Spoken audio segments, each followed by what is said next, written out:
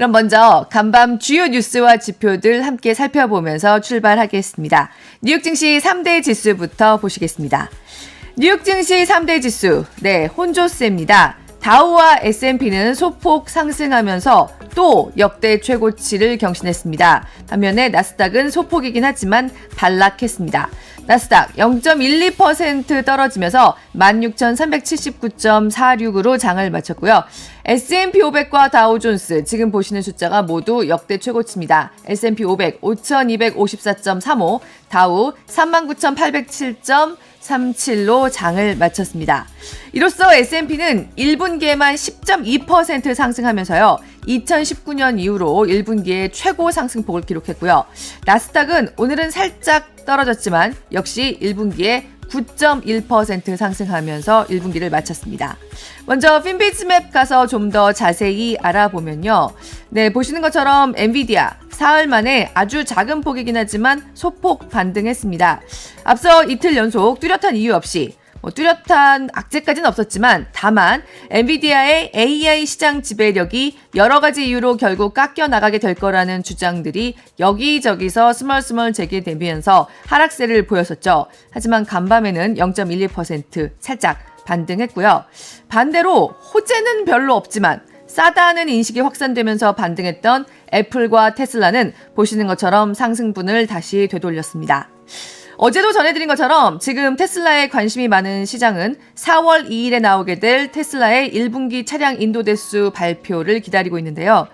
테슬라의 우호적인 보고서를 썼다가 얼마 전에 목표 주가를 하향했던 JP모건의 애덤 조너스처럼 원래 테슬라 강세론자 웨드 부시의 댄 아이브스도 테슬라의 1분기 차량 인도 대수 전망치를 기존의 47만 5천 대에서 42만 5천 대로 깎았습니다.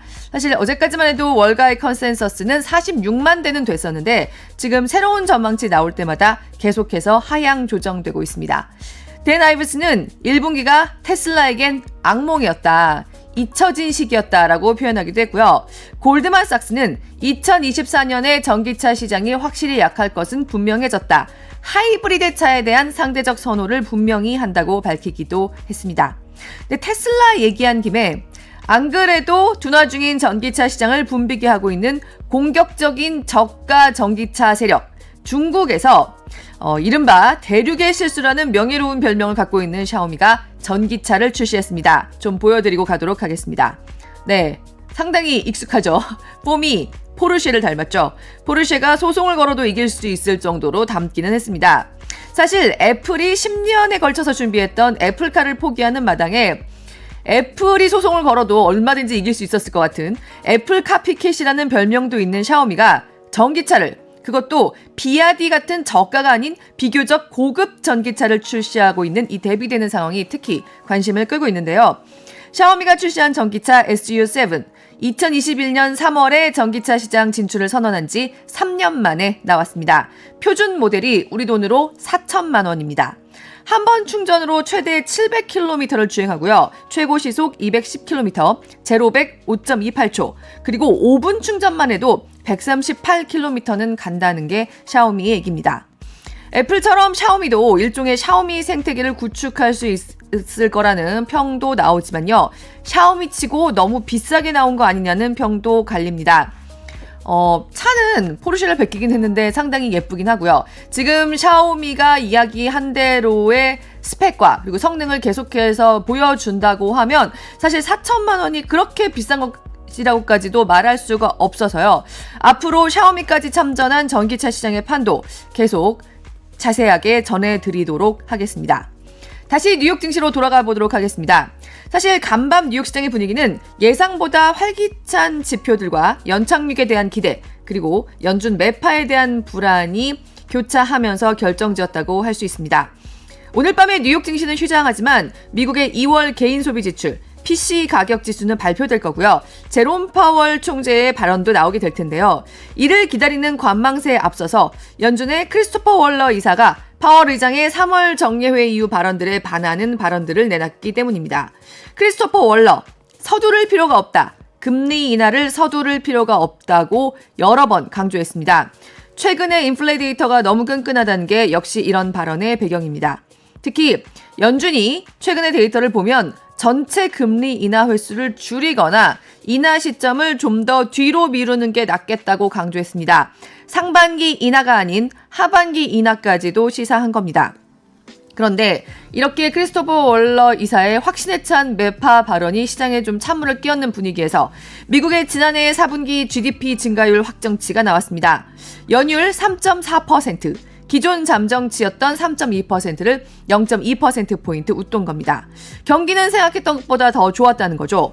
그런데 4분기의 PCE 물가는 2월 잠정치와 똑같이 나왔고요. 근원 PCE의 경우에는 오히려 잠정치보다 0.1%포인트 떨어졌습니다. 이거는 연착륙 시나리오에 부합하는 모습입니다. 경기는 좋은데 인플레는 둔화될 거라는 기대에 합치하기 때문입니다. 이런 분위기에 여기서 금리 한번 봐야겠죠. 저희 미 국채 2년물과 10년물 금리 여기서 함께 살펴보면요. 네, 보시는 것처럼 오르기는 했지만 그래도 상승세가 좀 제한되면서 장이 마감됐습니다. 사실 크리스토퍼 월러 이사가 매파적인 발언을 내놓으면서 상당히 상승세를 보였는데 그래도 4월 GDP 확정치 그리고 4월 근원 PCE 확정치 나오면서 상승폭이 제한되면서 끝났습니다. 여기서 종목판으로 가보도록 하겠습니다. 네, 종목판 가서 개별 종목들 좀 더 자세히 살펴보면요. 저희 늘 문제적 종목 보여드리는 건 우측 상단입니다. 지금 맨 오른쪽 위쪽에 있는 DJT. 저게 바로 트럼프 전 대통령의 이니셜을 딴 트럼프 SNS 종목의 약자죠. 종목의 티커죠. 그런데 간밤에는 이틀 연속 폭등하던 이 종목도 8.5% 가까이 하락했습니다. 이제 밈 주식들이 좀 힘을 잃고 있는 분위기입니다. 특히 이 트루스 소셜 같은 경우에는 정말 대선 테마주라고 할 수 있는데 이틀 연속해서 트럼프 전 대통령의 열광적인 지지자들을 모은 걸로 보이지만요. 역시 간밤에는 힘을 잃고 떨어졌습니다. 사실 지금 트럼프 전 대통령과 바이든 현 대통령이 지지율 격차를 바짝 좁히면서 여러 주에서 경합하는 모습이 나타나고 있고요. 특히 트럼프 전 대통령에게는 기부금이 아직 그렇게 몰려가지 않고 있는데 바이든 현 대통령이 상당히 무서운 기세로 기부금을 모으고 있습니다. 이런 분위기도 간밤에 대선 테마주, 트럼프 테마주 상당하게 급등하는데 영향을 미친 걸로 보입니다. 여기서 유가 가보시겠습니다. 유가 함께 살펴보면요. 네, 유가는 보시는 것처럼 일제히 반등했습니다. 서부 텍사스산 중진유 2.2% 오르면서 배럴당 83.17달러로 장을 마쳤고요. 브렌트유도 87.48달러로 장을 마쳤습니다. 미국의 GDP가 4분기 GDP가 호조를 보였다는 소식 방금 전해드렸는데요. 이런 지표들이 나오면서 이 원유 수요 감소에 대한 우려가 줄어든 게 간밤에 반등세에 영향을 미친 걸로 보입니다. 마지막으로 미국의 권도형입니다. 사실상 사기 행각을 벌여왔다는 게 드러나온 미국 가상자산거래소 FTX의 창업자 샘 뱅크먼 프리드에게 징역 25년형이 선고됐다는 소식 오늘의 브리핑 마지막 소식으로 전해드리도록 하겠습니다. 그럼 간밤 꼭 알아야 할 뉴스와 지표들 이 정도로 살펴보도록 하고요.